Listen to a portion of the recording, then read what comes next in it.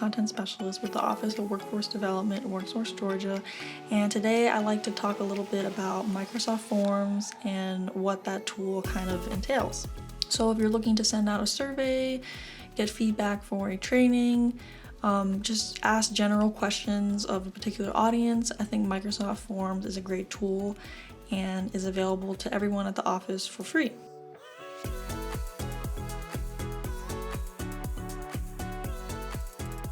So if you'd like to follow along to this training, you'll just need to log in to your Outlook account online. For this, I'm using Chrome, and I'm already logged in to my Outlook on the web. So if I click the Apps button here, the main menu button on the left, and I scroll down to Forms, I can go ahead and click that.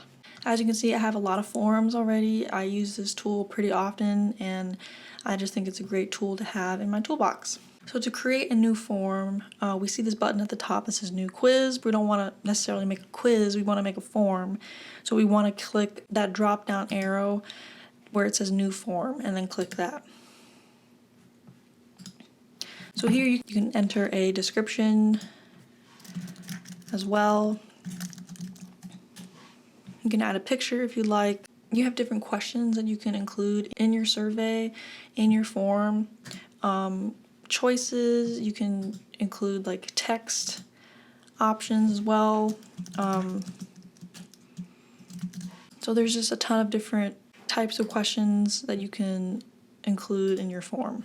If you're creating a form for the first time, it might try to assume that you're making a quiz because Microsoft Outlook is used by a lot of educators and they often can use this for their students.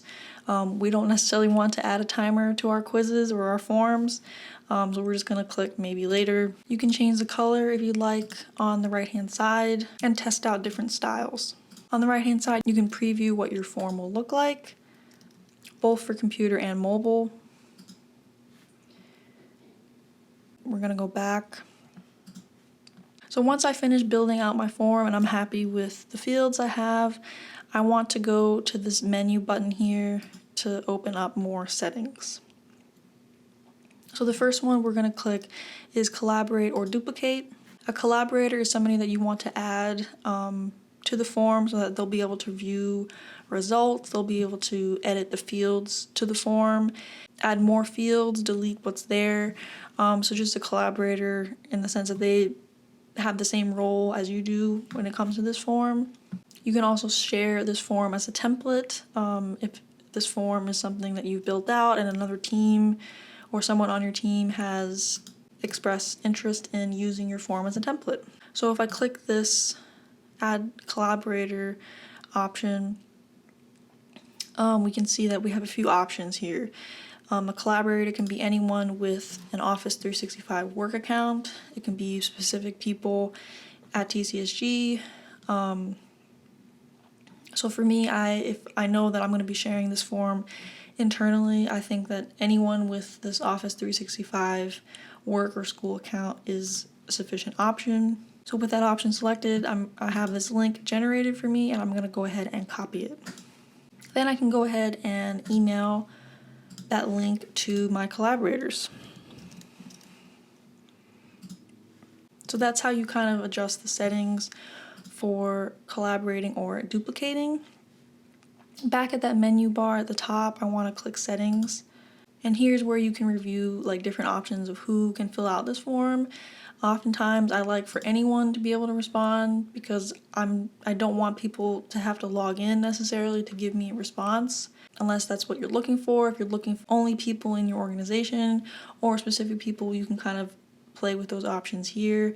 Obviously, if you select anyone can respond, that's the most general option, which is usually the safest. Then at the bottom, you have additional options for responses. You can just keep accepting responses until the end of time. If you want to have a end date to your form, like you want a deadline of no more responses submitted after a certain day or time, this is where you can enter that information. You can also enter a start date if you'd like to kind of have a window of time where people can respond. So it's really flexible in how people can access your form. You can also turn on this option here, get email notification of each response so that you're notified as soon as people submit their survey. So once you're happy with all the settings here, how are you actually going to share your survey? So here at the top, there's a button that says collect responses. We can go ahead and click that, and then a pop-up window will appear, and then you can send out your form in a lot of different ways. I'll show you what I typically do, but I'll also review additional options.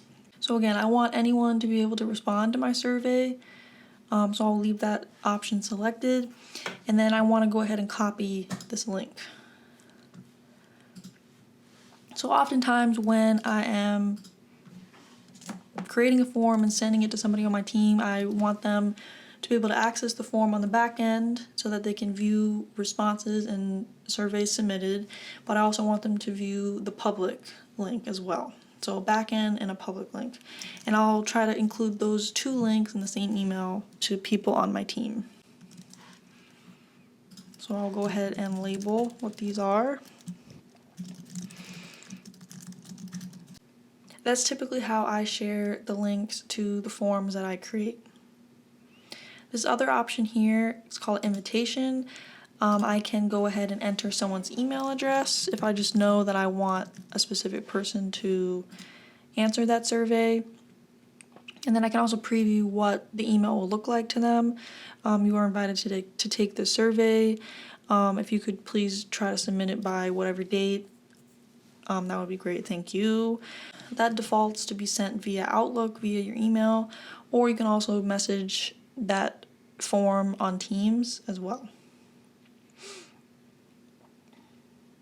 The third option is a QR code, which is really modern. This QR code can be placed on, for example, a flyer that you're creating, maybe for an event or a training that you held in person, and then you want people to give you feedback, as they're leaving the event. So you maybe print the flyer with the QR code on the door, and then people can scan it on their way out, and then provide quick feedback as far as how the training went. So this is another option. For this option, we see the QR code here. I can go ahead and download that code by clicking download. You can also take a screenshot of the QR code if for whatever reason you're having issues with downloading it. The last option up at the top is to copy and paste this code into a web page or Sway. I'm not going to really go into details on how to do this option because I don't think a lot of folks will have the need. But essentially, like if you had a web page and you wanted to embed this form onto your web page, this is where you would pull that code. So let's say that you've sent out the survey to the people that you want to collect feedback from, and a week has passed since you've sent it out, and it's time to finally review responses. So when you open up the form on the back end, we'll see at the top questions, which is how we built the form, and then also responses. So we're going to go ahead and click responses. Here we can see how many responses we received and how long it took people to complete it, which is not going to be relevant for too many of us. And we can also see the form is still active. So if you set an expiration date for your form and we've passed that date, obviously it's going to say not active, but it'll just let you know the status right here.